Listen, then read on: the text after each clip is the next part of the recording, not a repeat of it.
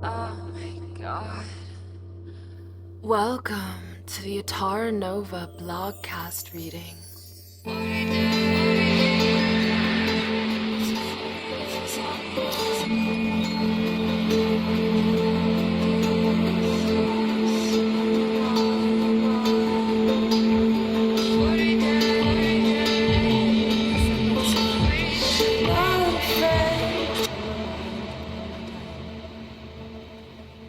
Listen to a raw, unmastered demo I created for this 40-day sadhana above. It's experimental, dreamy, a little chaotic, and fully improvised, meaning I recorded it in one take, charango and vocals together, and then layered on everything else as an experimental sound collage. And this isn't exactly what I plan to publish, but it will do. Sunday somatic check-in. Body is holding anger, grief, hope, and despair all in one vessel. My mind is running. My written word is the anchor. In the spirit of last Sunday somatic check-ins post, I'm taking time. Real time. 40 days of time, to be exact. Despite my incredible impatience, it took me 7 years to release my original song, Ecstasy, Speaking of Time, which just came out on Valentine's Day last week. It's taken me 6+ years to integrate somatic healing practices I discovered long ago, and longer still to even begin to grasp the yamas and the niyamas, which basically is like a yogic parallel of the biblical Ten Commandments. Therefore, I am a truly naughty student of yoga for this reason. Anyhow, in my pursuit of cosmic time alignment and my desire to drop the garb of some woo-woo spiritual bypassing tendencies that no longer serve me, I'm embarking on a sadhana. Sadhana is a Sanskrit word that translates most simply to spiritual practice or spiritual discipline. In yogic traditions, a sadhana is a daily yogic purification practice which helps us to connect to Atman, which is the Sanskrit word for God or self with a capital S, and establish a strong spiritual awareness.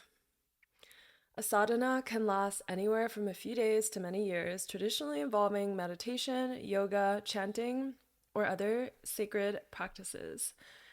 It's sort of like the thousands of year old Vedic version of the self help wellness routines we see online, except the goal is enlightenment, not optimizing life and health.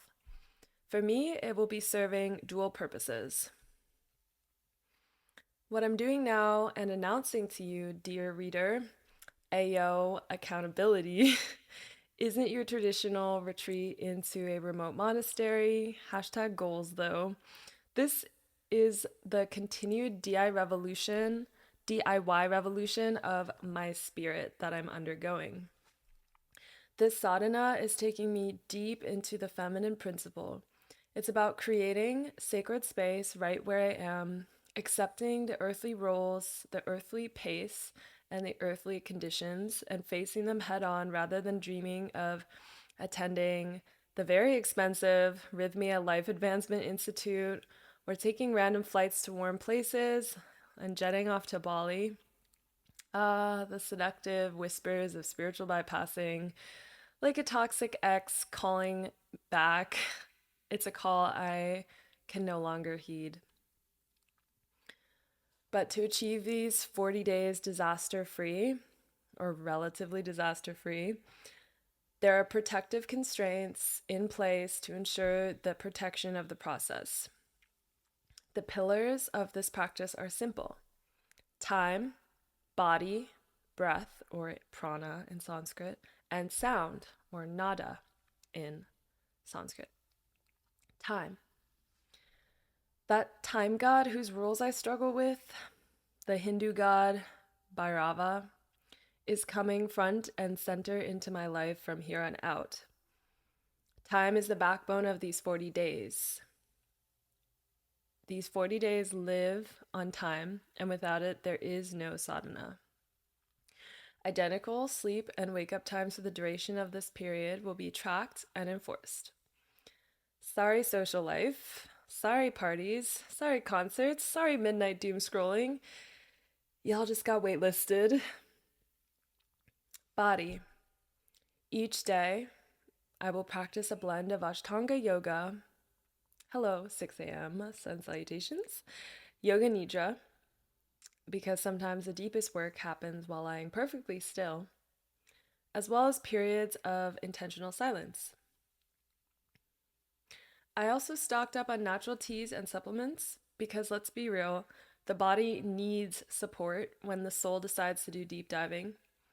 And I will be taking long walks, engaging in Ayurvedic health practices such as dry brushing, and I will be following a soothing nightly skincare routine, which for me is drastic. And breath, prana.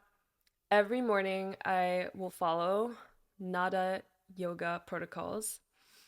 Did you know there's an ideal nostril to meditatively breathe through 20 minutes before sunrise for optimal hemispherical balance? I'll save the magic of pranayama practices for another post, but I'll link to something fascinating below about this in case you're interested.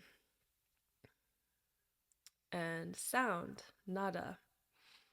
A practice of chanting and attunement to the inner sense of hearing and sound, which is associated with our voice, our intuition, as well as vagus nerve stimulation.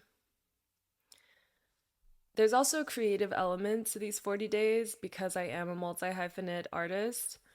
So I've set myself up to be painting, writing, conducting personal ceremonies, making music, lots of music.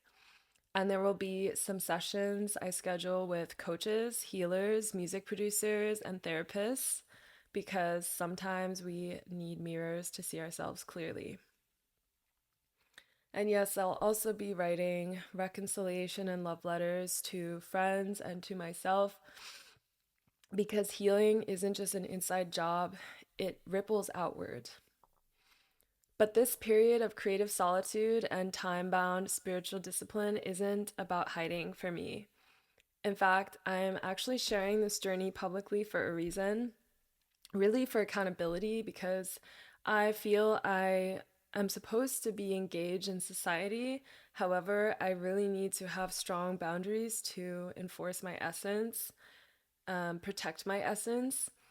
And so the real discipline I'm exercising is really what I need most, which is I'm using this practice to guard my mind and time from the usual suspects of social media scrolling and the painful avoidant habits that have held me back from fully sharing who I really am for way too long. My prayer, or part of my prayer and intention, is this. May the chants that I sing in solitude become songs that uplift others. May personal hunger teach me how to nourish myself soul deep. May my wounds transform me into, or may my wounds transform into wisdom that light the way for others. I do believe that by undergoing this 40-day commitment, it will lead me to my deepest desire and my greatest fear, true transformation. This is transformation born not from a clean ascension from darkness to light, but rather from a discipline that aligns one with the unending cycles of both. So I am seriously claiming the time that I so deeply need to experience and, just claim my inner transformation. It's also my intention to bring tenderness to the process because I tend to be very hard on myself.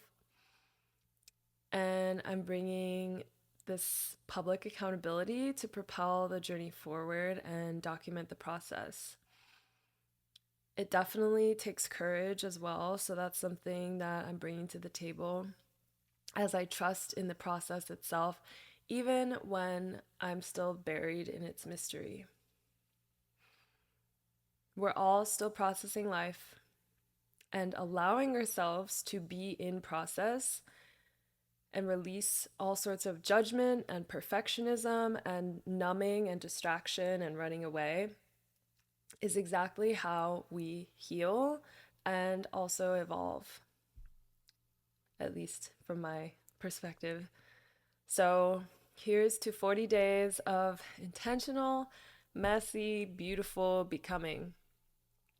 P.S. Our world is changing so very fast. Our ecosystems, our brains, our fellow earth dwellers, our four legged, fin ones, winged ones, and AI are dynamically gestating towards global and I dare say prophetic transformations of epic proportions. And how we respond to our good and bad days while things are still semi normal impacts how we will respond to unexpected shifts or crises that may come up on a larger scale as we move into the future. So I'm keeping this larger picture in mind as well as I embark on this journey. I'm sending each of you all the strength and love that I can muster. Much love, and until next time.